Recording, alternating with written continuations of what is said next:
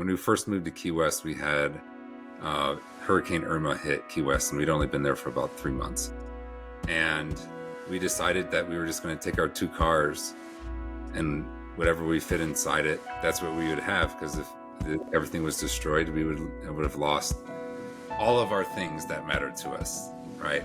And as I'm driving out of Key West, and I make it to the 7 Mile Bridge, trying to get to Tampa, and my wife's driving in front of me, and I see her car, and then I look up in my rearview mirror, and my 2 kids are sitting in the back. And I'm looking back at Key West and watching the sunset, and I said, these are only 2 things that matter. These 2 kids behind me and my wife in front of me. If we lose everything in Key West, that don't matter to me anymore. And it's at that moment, I said, this is it. These are the 3 things in my life that matter to me most, and not stuff. And so I think, like, without having children, I don't think I would have recognized that just material things don't mean a damn thing at all. And that them becoming wonderful human beings with kindness and care for other people means more to me than anything else. So that's kind of come into place here within the last few days, and that was kind of part of the dream. Stand on a stage, do a TED Talk, write a fucking great book, and then tell people about it and about how they can change their lives and how that they can understand that life's worth living. And I think it's a great opportunity that fits really well in what I want to do, because the military has managed my life for over 24 years, and I don't want that anymore. I'm ready to say yes and no to things. I can say that this is important to me, that I can go or I can't go, and I want to spend time with my family when it's my choosing, and when I want to work, I want to say yes or no. So it's really pretty cool.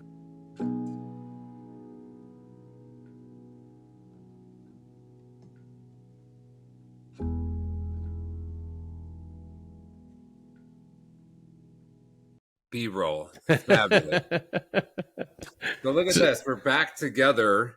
That's right. Again, for this, it's fabulous to be able to say that this book got published, and I'm back to talk to you about it. It's pretty cool, man. It's nice to see you again. It's a blessing, man. Thank you for coming back on, dude.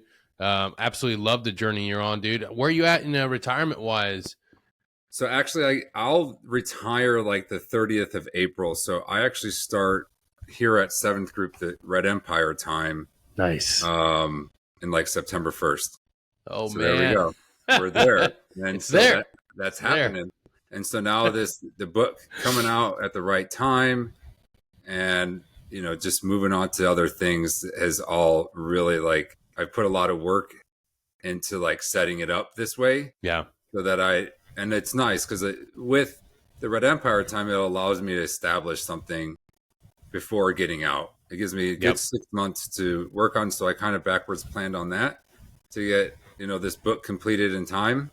And so that's awesome. So we're sitting in a really good place right now. Dude, kudos to you, man. I tell guys all the time, take control of your transition, take control of your retirement, your ETS, take control of it. It's a mission. It's another mission. Shout out to Herb Thompson, Transition Mission. That's the first book that actually put it all together for me. I read a few other books. None of it hit like Herb's words in that book. And I'm so glad to see that you're taking that same approach, understanding that it's another deployment. It's just now getting you in that chapter too. Oh yeah. It's great. It feels awesome. Yeah. So I know I sent you the book and everything. Here it is. No one else can see the fire. It's out on Amazon for now. And then, more signature copies and stuff will come out as time goes on, as it gets more established and stuff like that. But it's really nice to have that completed. It was a hell of a fucking journey to do to publish a book. It's not an easy feat, and so I have mad respect for anyone who has written a book and published it and is promoting it and all that. I think it's pretty incredible that they were able to do that. Yeah, I'm absolutely proud of you, man. From one Green Beret to another. Absolutely proud of you for taking that bold courage to put yourself out there. It is being vulnerable, man. You're putting everything out there. Childhood trauma, military trauma, those are things that we need as men to promote and see this as a point of strength. Nobody sees this as being impactful unless you've lived that life. And to everybody else, it's like, oh, it's another book. But when you've lived that and you have an understanding, an intimate understanding, what it means to be in those shoes, because I come from the same background. And if I would have had books like these, if you would have had books like this before going into the military, think of the things we could have avoided. So to all of you out there listening, if you have had a life that filled with struggle and you're trying to find somebody else like you, pick up this book, go out there and find other authors that have been able to put their world into that perspective, put it out there for all of us to read. It's vital right now. There's so many of us that are flying in the blind. Yeah, and I know throughout time there's enough novels and memoirs that have been written about war and all these other things, but it's really important that we get something that is relatable and that resonates with people. And listen, like everyone could be saying, like there's all these Green Berets, there's all these Navy SEALs, MARSOC guys that are writing books, and they're kind of all really saying the same thing, but that doesn't really matter. What matters is that maybe the way I say it doesn't connect with somebody, but maybe the way that Sean Rogers says something connects with the person. Yeah. And that's what really, so like, I know it feels like there could be a little bit of redundancy in this space right now with trauma and mental health and wellness, but that's okay. All of us reach different ways to different people. And I think that's really, really super key to remember, that like we see all these different people in this space, like just let it happen. Like they have their reach and just let it go. And then it's like, maybe their delivery isn't the way I would do it. That's fine. But that they have a niche that, people like to listen to, and just let it keep happening. Yeah. And of course, like all of us, we're a team, we're teammates, and we have to help promote everyone that is doing the same thing. Absolutely, man. It is key for us to collaborate and work together, because that's the way that these messages that we've written, that we poured our heart out. And, you talk about being vulnerable. Like, I didn't have to write this book for any monetary means at all. Nothing. I don't need it. But I have seen the impact of my story on other people and what people have told me. And so that is what is the fire in me to keep on doing this, is because I can see and feel how much that changes other people's lives. And that's absolutely what I need, because it's the same exact thing as when someone's like, would you go to war for free? And I was like, absolutely. I would go back to Afghanistan with an ODA for free.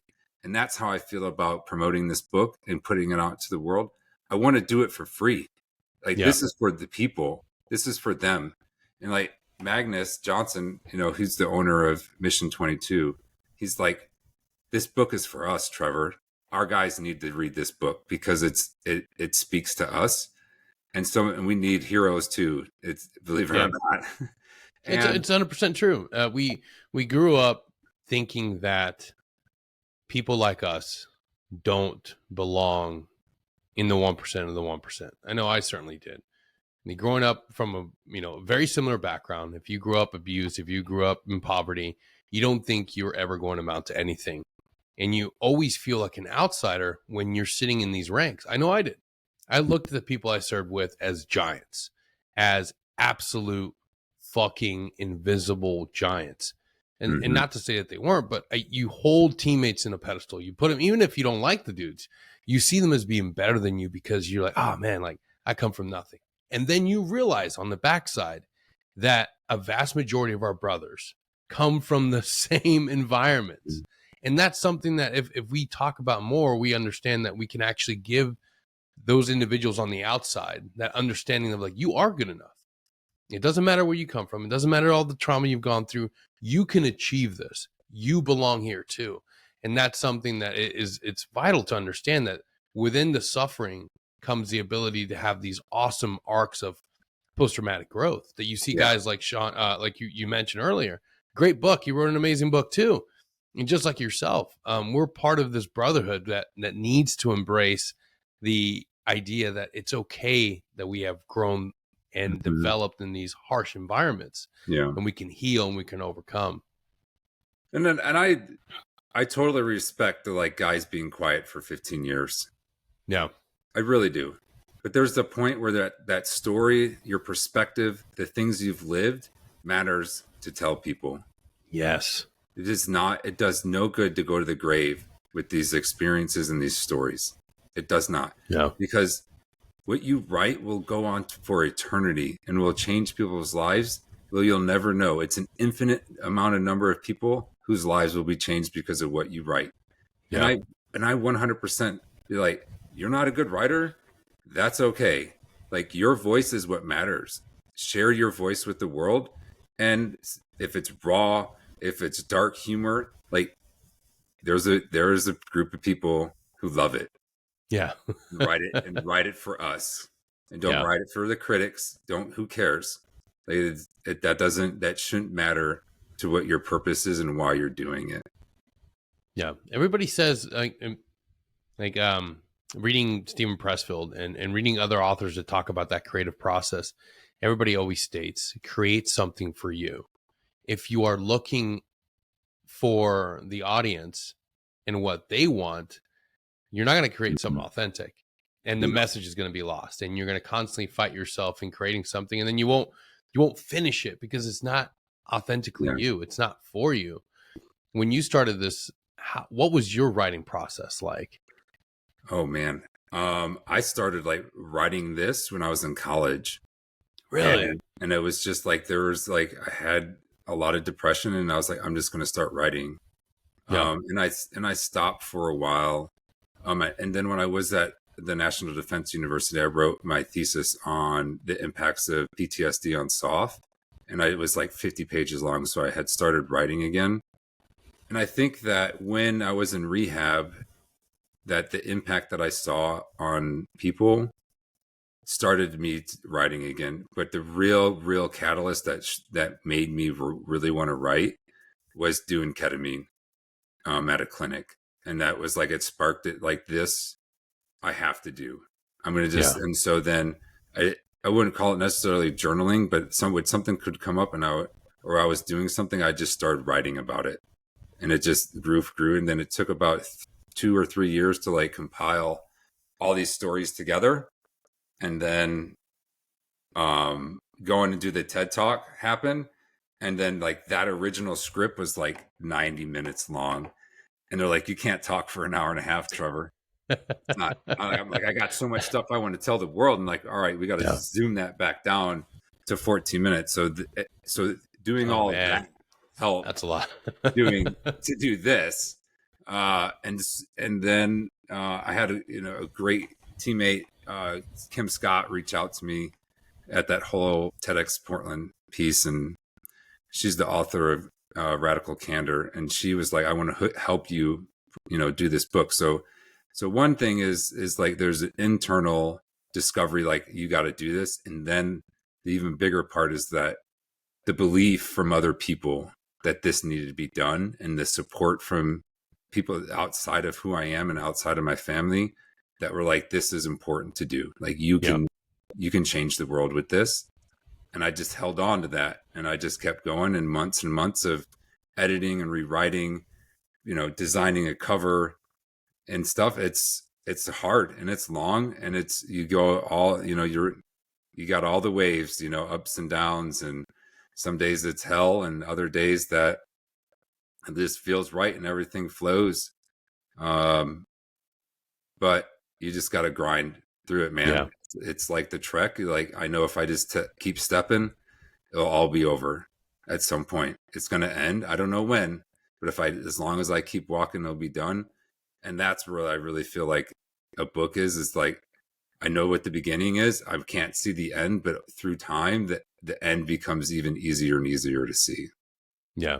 It's funny that a lot of us reference back to like selection or the Q course whenever we're taking on a challenge that seems impossible. Like when we begin something, it's like, hey, this might be difficult, but it's nothing like the Q. It's nothing like going through and rucking nonstop in SUT.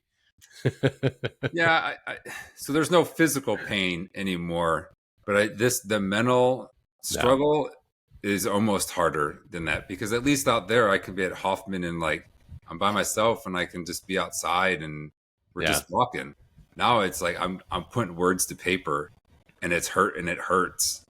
It hurts totally different than what it hurts on my feet or my hips or my Yeah. back. It's it's a different feeling, but the grind, the years, right? To be like, that you've like, if you haven't gone to college and spent 4 years trying to get a degree, like that's another like long journey. And it's at the beginning, you don't see it. And then just over time, that same thing's happening within the Q course. Like it got a little bit closer. I got Yep. another chapter written. I got something complete. I got done with, you know, the horrific thing of like language school. And like, that's the same thing. Like I finally passed. Yes. Someone finally said, yeah, the proofread is legit. Like you finally did Yep. it.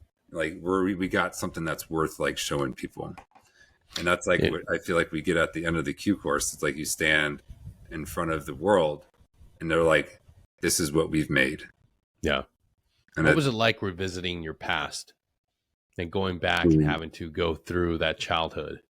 So, like in the book, I write about doing EMDR, which is a therapy that kind of puts you back into the same time, and you re-experience the feelings and the like touches and stuff like that. It happens over again. So, the first time I wrote it, we could say it was very black and white, and then when I went to the editing process, I had to add all the color into it, and it Mm-hmm. was very similar to doing that therapy, as that I was reliving it all again, and even like. Yeah.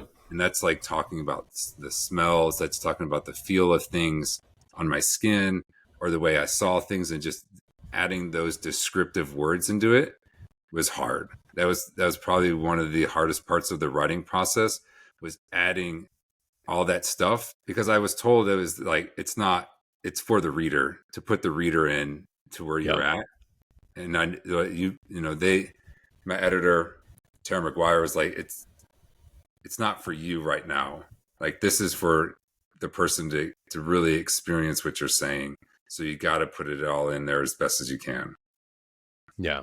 I gotta imagine it's gotta be a tough one, especially when you've dealt with something that few people, you know, really truly experience. Like growing Mm-hmm. up in those harsh environments, they help us become more resilient, help us develop grit on the backside. But having to like go back there and just almost like time travel Yeah. and walk back in the same shoes. Yeah. What was it like having to revisit that, but then reflect and still ground yourself and be able to, okay, maybe I need to go talk to my wife and kind of get back to your balance? So like all of those, wonderful skills of mindfulness and meditation and being able to say no to it, Yeah. being able, like, I can tell what it's making me feel inside, and I have to take a break. I got to go to the gym. I got to Yep. go work out more. It's okay to put this project away for a week because it's messing with you. It's Yeah. putting you so far back down that like you have to be able to recognize it. And and so all of those skills that I've been using for years, I was able just to pull back out again, and then just not grind through it and just put myself through hell. To just be like, I can take a break and I can say no right now. It doesn't have to get done right now. And that's probably a huge thing that I got from going to the Janus program with the Donovan and Banks, is that it's okay to say no Yep. after we've been yes men for so long. And it's that has really helped a lot in my life, to just say like, I can't today. Yeah. It's And it's it's something that we're not used to. yeah. Because I would initially think that the Green Beret side would win over and saying, I got a deadline. I got to get done. But that's not life. That's not the life we want to continue living. Like it's being able to recognize the limitations, being able to say like, hey, today I'm going to dive into this chapter. And this is going to be tough. And right after that, I'm going to go to the gym and spend time with my wife, my kids. Like, speaking of which, what's it been like to revisit this and in a healthier mind state and be able to talk with your significant other about it? What's Yeah. that? Has that been able to something? Because I know from my own experience, I never talked about it with my wife when I wasn't healthy. That's something I never. But now, being on the other side, like I can talk through and explain to her some of those chapters are a lot more difficult. I took an opposite approach to that. I shared everything that I had been through with the sole person of my spouse when Yeah, I was going through all the deployments and everything that was happening to me, because I recognized if I didn't do that, then she wouldn't grow with me. And at some yeah, point, she's probably going to have a husband that she doesn't know. And she yeah, doesn't understand like why I drink too much, why I was abusing drugs and painkillers. By telling her what I had saw and what I had did, I think it really brought her along the journey. So with the book, like she's like, I don't need to read it because I already know all the stories. Like it yeah, like so it's even for me, like I read it and it's powerful, but I lived it. So like and that's something else I have to remember. It's like someone is going to take and absorb all this information within probably a 4 or 5 hour period in this book, and that's the first time they're ever going to hear it. yeah, And I've been living with it since I've been 8 years old, kind of thing.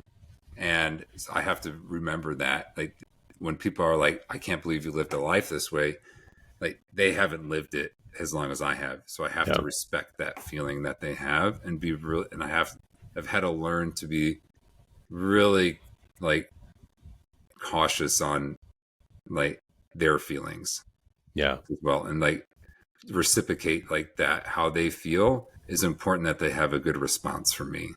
And it's just yeah, not, you can't just be like, oh, it's not a big deal. Life was not hard. It's like, and so learning how to, communicate in that environment of like, I recognize how you feel, and I really do appreciate, everything that you're saying about what I've done and what I'm doing.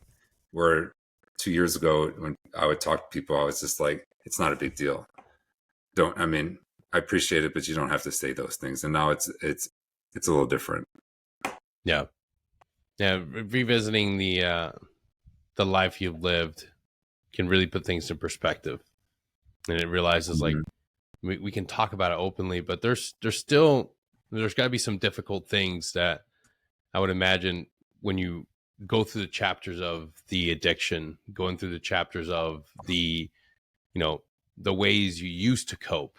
Like it's almost like again, like revisiting that through a time machine and looking back at that person that you were and wishing like, fuck, put the bottle down, like Yeah. find somebody to talk to. And there is uh there is the perspective of understanding like, well, I didn't know those things then. I know how to deal with Mhm. life's curveballs now. Mhm. Did you find yourself, experiencing those moments of like pain when you look back at that individual that was hurting, that was going Mm. through so much but didn't have the ability to reach out? No, Denny, I do think about like the past and like what I was doing and why I was doing it. But I also remember like there was a lot of things that were happening in my life that I wanted to continue to do. And I Yeah, was so afraid that I would lose those things if I went and got help. yeah, I was so afraid that I couldn't be a Green Beret anymore. I wouldn't be able to deploy anymore. Like that life, I wanted more than getting sober. mm, And until I was like, it's gone too far and I've done enough that I can go get help. yeah. That's And something so, so many people don't understand, the drive and the allure of this life, right? Like that's something that few people really truly understand, especially our families.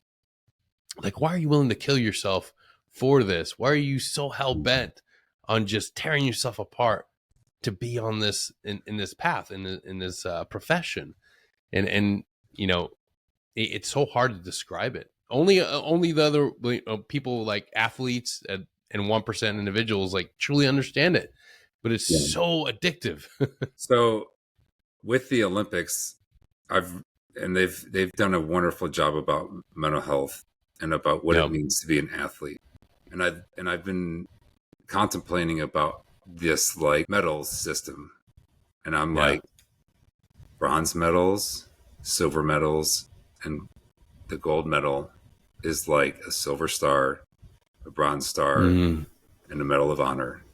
and all of them say that they've worked their whole life to get this. And that's in a way very much of what happens and why we have this drive to want to go to war, and how we work so hard to go get it. And then we get these medals overseas, and just like the medals that they won in Paris, they come home and they're like, I don't have these medals on my chest anymore. Nobody recognizes what I did. I don't have this uniform on anymore. And like, to say that they have issues or they struggle with coming home, I'm like, how? That's the same parallel to going to combat and going to the Olympic Games. I'm like, if you might not understand how it feels to be a soldier, but if you didn't watch these games and see what those people went through and feel that, it's the same thing. It's 100% what we go through. It's just, for us, there's human beings' lives in the mix, and our friends and stuff. So it's a little different, but very similar. It truly is. I had an amazing experience a few weeks back, being able to go to a retreat put on by the Best Defense Foundation, and there you're surrounded by other soft professionals and NFL players. We don't really understand. Like, you're seeing them on TV, you've seen them play football, and they're amazing. They're giants. You know, they're doing great things, and you think that you don't have any sort of, like, there's no there's nothing there. You know, make millions of dollars, or there's no way we have anything in common. But on the backside, the transition is the same. The backside, it's the same injuries, the same issues with transitioning into your new profession, identity, everything, and the concussions, the TBIs. So many of the same issues that we're dealing with, they're dealing with. And that's the thing, that your book isn't just for our community, but it transcends and it breaks that boundary. It can be incredibly impactful to somebody that's in any sort of profession. It's that human connection that all of us really need to understand. We get so wrapped up in our own suffering. We fail a college class. We get fired. We get laid off. And we tend to think that, woe is me. My life is just absolutely dog shit. I'm never going to recover. Nothing's going to ever go right. But then you pick up your book and you read somebody else's life. You see somebody else's real pain, page by page, chapter by chapter, and then you see them overcome things, and then you quickly realize, I am not alone in this experience. I am not alone in the suffering. When you were going through your writing process, did you realize that you were going to be able to have this much impact in somebody's life through your words? Yeah. Because, and I had the experience in Portland in front of 3,500 people, and to have a line of 1,000 people wanting to talk to me and give me hugs and tell me their story, and say like what you just said is what my husband says to me, and that he needs to be able to share with people like you have. And for someone like came up to me and said, Brene Brown did a wonderful talk on vulnerability. Yeah. She doesn't stand anywhere near what you just did. And I'm like blown away. Like, what? This is one of the best things that's ever came out on public speaking. And she's phenomenal. And like, but like at that same moment, I just need to take it in and have gratitude for what someone believes. And I was just like, it's at all. And so that moment, it just keeps happening and happening. And people are just like, you're doing awesome stuff. And at times it feels like other people believe in me more than what I believe in. And it's surreal, right? It's like, I got this book, whatever. But then it's like, it's really like, people are like, this is incredible. Like, this, will change people's lives forever. And I'm like, that's really cool. And a lot of this for me is to give something to my kids as they get older, and that they can say like, this is what my dad went through. And so that's a little bit for like the family and stuff, why I wrote it. But you're right. Like, it's for everyone. And I believe everyone can get something from this book that either impacts their life or knows someone in their life that's going through struggles and hard times, that allows that person to understand what that other person is going through and have it be relatable, and put your mind. I put people into my mind to make them see how it feels to have trauma. And all the sorts, drug abuse, alcohol abuse, sexual abuse, the moral injury, the TBI, and then the path that I had to walk to get healed. And that's 25 years of going and getting help, and the ups and downs and the struggles with that. And so I think it gives, it's like a beacon of hope for folks. And it's, it goes back to that finish line's a long way out there, but it's day by day, and there's ups and downs, and there's good days and bad days. And, you slowly walk your own path and find the methods of things that work the best for you. Try everything. Yeah. I mean, if AA isn't for you, there's SMART programs to go do. If there's other outreach programs and all these other things that you can get into that works best for you. If CrossFit gym is your best healing that you've ever had, then keep doing CrossFit. If going to church and, getting right with God is your thing, you keep doing that. And no one should judge anyone for what they choose, but because that's their own life. And if it works best for me, then I'm going to keep doing it. That's it. And that's all that should matter. But what are some of the things that you've continued to lean on, especially in this chapter of your life, as you're beginning to pack things up in the old kit bag for turning in? Yeah. I sleep really well. I eat great food. I work out. I do CrossFit at least 6 times a week. It's just, and that's been a staple for probably 5 years now. I've gotten better with understanding labels of what it means to say be an alcoholic versus a non-drinker. And so that's easier to cope with inside. Being able to have time to go and listen to live music helps. It lets me just dissipate some of the tension and energy that I have in my body and kind of just be with like-minded people. I go to the beach a lot, I swim with my kids. I write, I talk to people like you. Even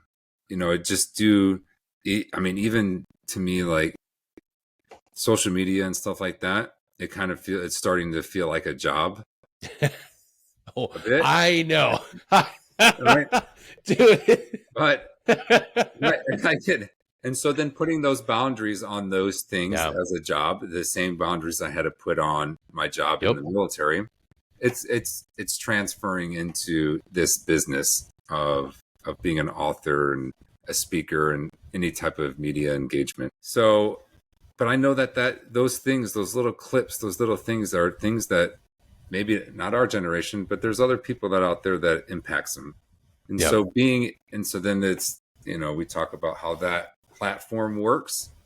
And so we have to reach an audience, right? We're at a point in our life where we're pulling away from being that quiet professional thing that I don't ever had truly defined to me at all. And we kind of just made it up in our own head what it meant. No one really said this is what it actually means. We created something in our own body and soul of what that is, but we need to be able to share our story. And however that means is that we need to continue, because I think that that's how the new generation is seeing things. And we need to be more of a hybrid about, we're all about going outside, but we also have to embrace technology. And we can do both of those things together. And I think we can absolutely have a succinct hybrid approach so that we can still continue to have an impact on people. Yeah, absolutely, man. Being a father is such an important role for all men.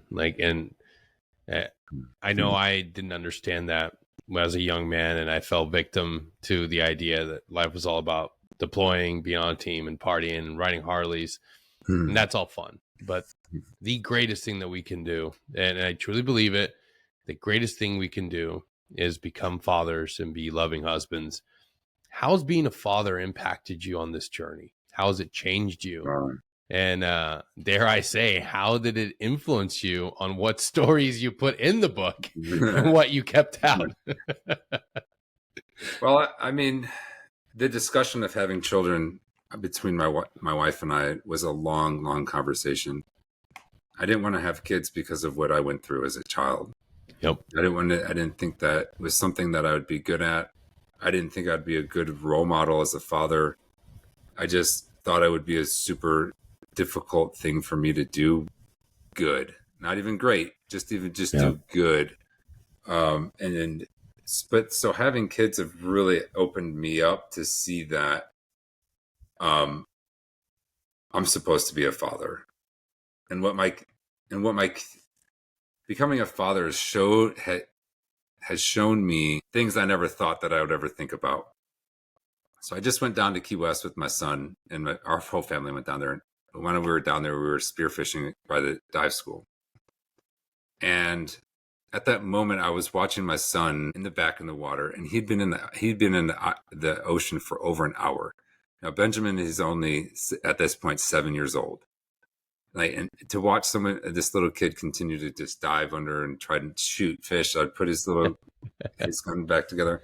But before we got there, I was able to show him how to respect it, how to use it. We practiced. So this teaching thing that I've done for a long time for other, I'm doing it, and it feels really awesome to share this thing that I love with him. And so I'm watching this, and right before we get out of the water, he finally shoots this small little snapper. And I thought to myself at this time, it's like, there's something here that I need to know. There's something that's being shown to me that I need to think about. And what I had came up with, what was happening is that my son was so happy to do something I loved that meant something to me. And the takeaway from that is that I need to have the same love and enthusiasm for something he loves. Mm-hmm. So if my kid loves to play soccer, I'm going to love soccer like he loves soccer. If he plays Fortnite, I'm going to learn how to play Fortnite better because that's important to him. And he showed me I will do something that is important to you that you love and get excited about it. And I want to do the same thing for him. And it's like that I would have never got about how that, falling in love for something that someone else loves, how that can change so many things. The fact that another little quick story here for you. When we first moved to Key West, we had Hurricane Irma hit Key West, and we'd only been there for about 3 months. And we decided that we were just going to take our 2 cars and whatever we fit inside it, that's what we would have. Because if everything was destroyed, we would have lost all of our things that matter to us, right? And as I'm driving out of Key West, and I make it to the 7 Mile Bridge, trying to get to Tampa. And my wife's driving in front of me, and I see her car, and then I look up in my rearview mirror, and my 2 kids are sitting in the back. And I'm looking back at Key West and watching the sunset. And I said, these are only 2 things that matter. These 2 kids behind me and my wife in front of me. If we lose everything in Key West, that don't matter to me anymore. Yep. And it's at that moment, I said, this is it. These are the 3 things in my life that matter to me most, and not stuff. And so I think, without having children, I don't think I would have recognized that just material things don't mean a damn thing at all. And that them becoming wonderful human beings with kindness and care for other people means more to me than anything else. And the compassion that I've shown Afghan people, the compassion I've, had for the things that have happened to me in my past, I'm sharing that with my kids, and we have tough talks. And that's the best thing I can do for my kids is just, be vulnerable and talk about hard stuff with them, show them the world, and make them have good minds and good decision making and the ability to care about another human being. Yeah, that compassion is something that's hard to find these days.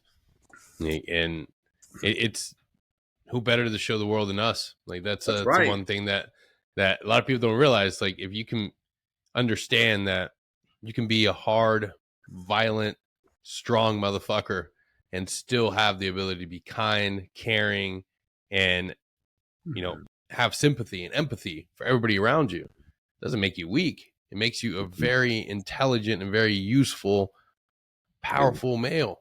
Like this idea that we've been lied to about this toxic masculinity. There's no such fucking thing. It's just masculinity, and you got dickheads. Yeah. Like we have to be able to combat that idea that being a masculine, strong individual that's emotionally intelligent isn't within the realm of possibility. It is. Every man has that ability. Like if you cultivate all aspects of it, it makes no.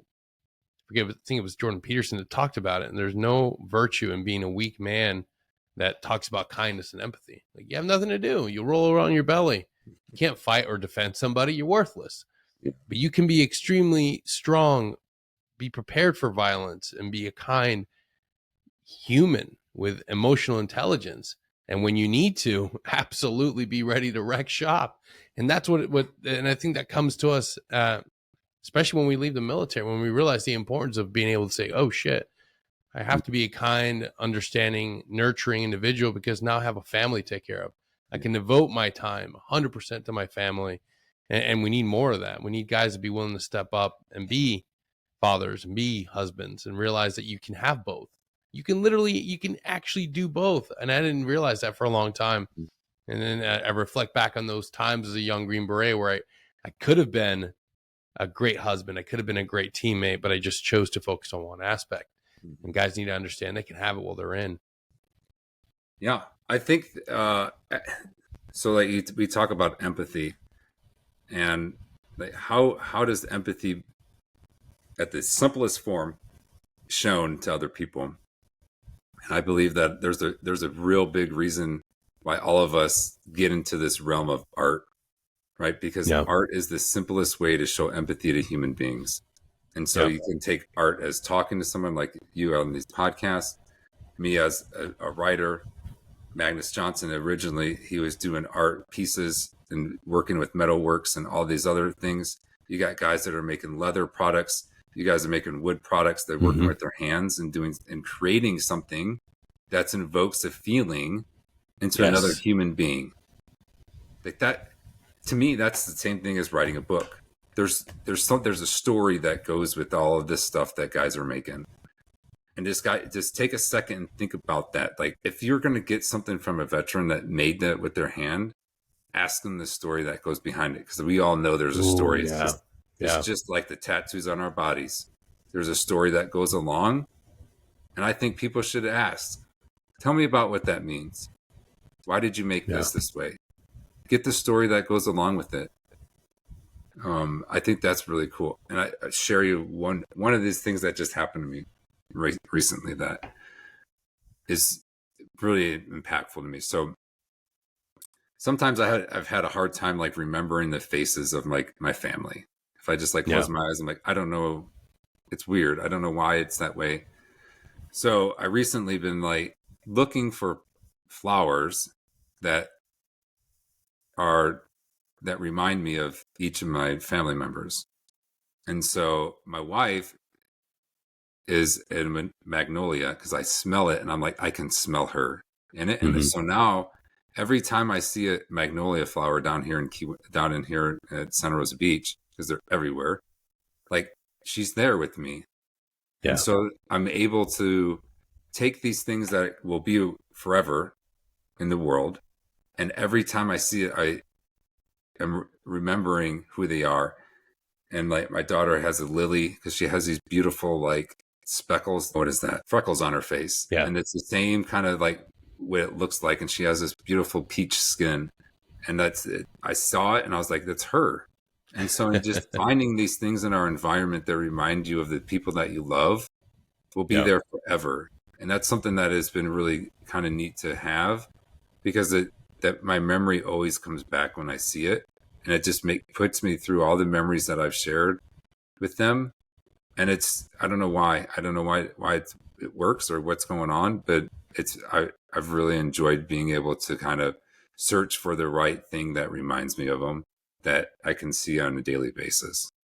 That's beautiful, man. Do you think that part of writing this book was maybe putting the military service, like closing the chapter on that? Do you think it was like important to make sure that this book came out as you were transitioning to sort of like be a nice capstone to everything that included the military, and then chapter 2 is just everything after? I would love to say it absolutely like MDMP'd it and I did it on like, I would love to be able to say like I like I did a diagram and it's just on the PowerPoint slide. You know, I'm on slide 58 of 60 slides, and I got exactly what happened. It's a happy little accident. But I was tired of saying I don't know what I'm going to do when I get out, and I had to find the fire in me that was there when why I wanted to be a Green Beret, and I found it, and I was like, this is it. Yeah. No, this is what I'm going to do. This is I'm going to say I can do this. And so now with that, like definitive, I'm doing this, then I don't have to say that I don't know what I'm going to do when I grow up anymore. Yeah. Because you should not be, you know, I would even say like 2 years out, you should have a solid answer. Like, I know who I am and I know what I'm going to do when I leave this job. Yeah. Because if not, you're going to bring that job with you, and you need enough time to say goodbye to being a Green Beret. You absolutely do.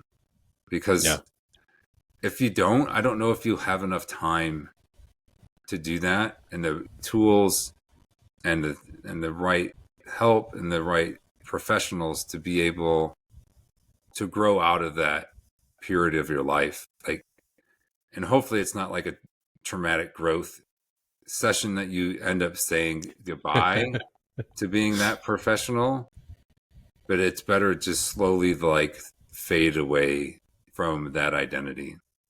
Yeah. It's so important, and it's okay to like bury the Green Beret in a way. It's there. Yeah. It's in you, but you don't have to live that way anymore. Yeah. There's a better life. There's more to life than just the beret, the long tab, and walking through that team room. And there's nothing more emotional, and I hope everybody has the ability to have that intentional moment of like, this is the last time I'm walking out of this team room, and you have that clarity, you have that understanding rooted in that moment. Yeah. And it could be whatever you want to do, whether you want to bury your wings out on that drop zone the last time you jump. But and I love the fact that I kind of Michael Scotted it. If you remember The Office, that final, I knew I was leaving the team. I turned, I gave my resignation, said, hey, I'm done. I'm out of here. And I there was no big fanfare. I left out. And the next time I hung out was my plaque ceremony. But understanding that you have a choice, you have the ability to set that in place. You can do it. Don't just let it be determined by somebody else. Don't let your life happen to you. Be an active participant in that and be present in that moment. Whether you just say goodbye to all your boys and you have one last hangout in the team room, or you do it like I did and Michael Scott the whole thing and just go on your way to the S3 dungeon and you finish out your time. But be intentional, because then you know that you had that moment of looking into that room, looking into those guys and saying, this is it. This happened. And then, because one thing I hear from a lot of guys is like, fuck, I never had that moment. And it does hurt when you don't realize the importance of being present in every moment. It's like that little Kodak camera in your head. You can always have it. Yeah, I think there's a public disclosure of closing a chapter in your life makes it real, and that might make it scary for some people. Yeah, or guys don't want to be congratulated on their service. Yeah, for some reason we're embarrassed. We did this. People need to be fucking proud. God damn it! Have the ceremonies. Stop, like, yeah, but not even like, doesn't have to be big or anything, but there has to be a moment where you say goodbye. The people around you say goodbye to that life. Yeah. So it's necessary. And if you don't do it, like, you don't have to have an official thing at your unit, but have something where you're like at the beach, at a barbecue, something where you're just like, I am no longer this anymore. I am now this. Yeah. Right. And like, you know, I don't want to be like, I identify now as this.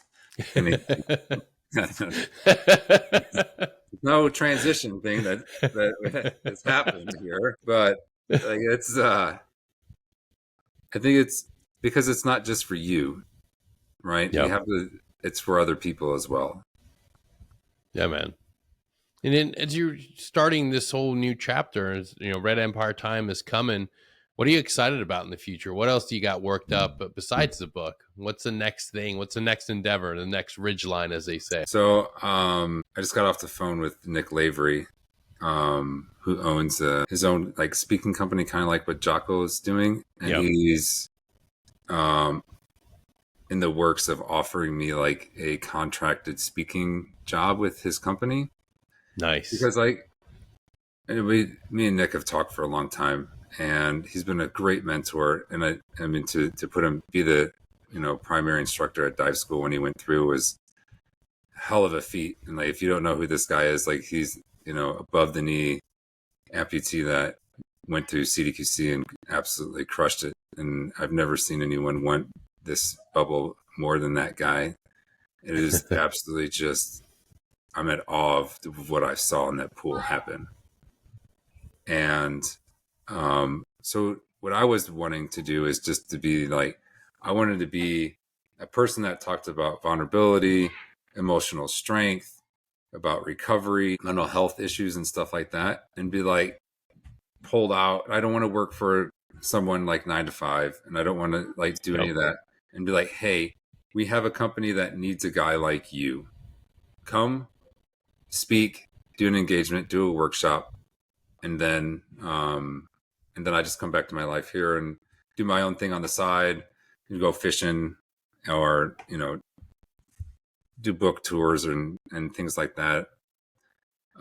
So that's kind of come into place here within the last few days, and that was kind of part of the dream. You know, stand on a stage, do a TED talk, you know, write a fucking great book, and then tell people about it and about how they can change their lives, and how that they can understand that life's worth living. And he, you know, I think it's a great opportunity, and it fits really well in what I want to do, because the military has managed my life for over 24 years. Yeah. And I don't want that anymore. I'm ready to say yes and no to things. I can say that this is important to me, that I can go or I can't go.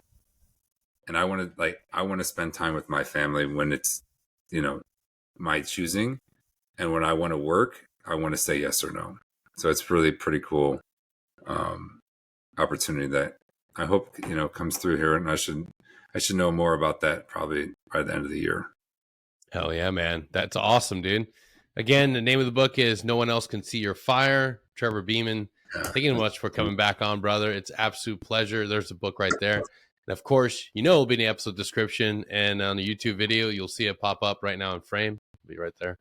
And now go to Amazon, get this book, and support our brother, Trevor Beaman. Trevor, can we put out your LinkedIn or contact info and your social so people can get a hold of you? Yeah, my social, everyone's already been disclosed through the Veteran Affairs Office, so that's easy to get. China already has it. My Instagram is Trevor A. Beaman. LinkedIn is, you know, just Trevor Beaman. I do have an ongoing YouTube channel that's, as my kids go back to school, I'm going to will start creating more content, and that's just Trevor Beaman. So most of my stuff is just trevorbeaman.com. It's super simple to find me. And if you end up buying this book and reading it, please share with me how it impacted you, and because it means a lot to me, and I'd like to share that with the world. Absolutely. Again, brother, thank you for coming on and for writing this book and helping inspire the next generation of great Americans and hopefully a whole bunch more Green Berets. Because once we can see ourselves in other people's stories, we realize that we can do the same thing. So thank you all for tuning in, and please take care of each other, and we'll see you all next time. Till then, take care.